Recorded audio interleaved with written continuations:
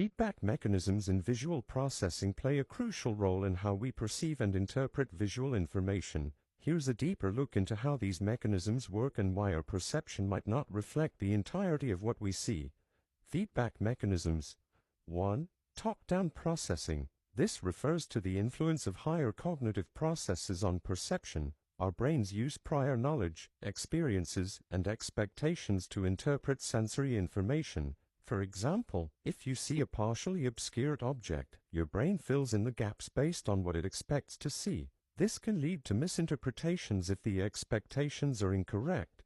2. Attention. Visual attention is selective, meaning we focus on certain aspects of our visual field while ignoring others. This is governed by both voluntary, conscious, and involuntary, reflexive processes. For example, if you are looking for a friend in a crowded area, your brain enhances the processing of faces while downplaying other visual stimuli. This selective attention can lead to inattentional blindness, where you may completely miss other prominent objects, like a person in a gorilla suit, in your visual field.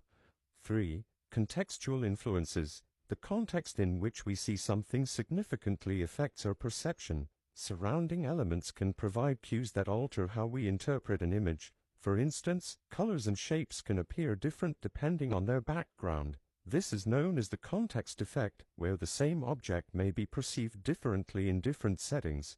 4. Memory and experience. Past experiences shape how we perceive new visual information. Our brains use stored memories to interpret current stimuli, which can lead to biases or misjudgments. For example, if you've had a negative experience with a dog, you might perceive an approaching dog as threatening, even if it is friendly. 5. Expectations and predictions. Our brains are constantly making predictions about the world based on previous experiences. When we see something, our brains compare it to these predictions. If what we see does not match our expectations, our brains may adjust our perception to resolve the discrepancy, sometimes leading to distorted or incomplete representations. Why your brain may not show everything you actually see. 1. Limited processing capacity. The brain has a limited ability to process sensory information. It prioritizes certain features, like movement or color, over others. This means that not all visual information is processed equally or retained.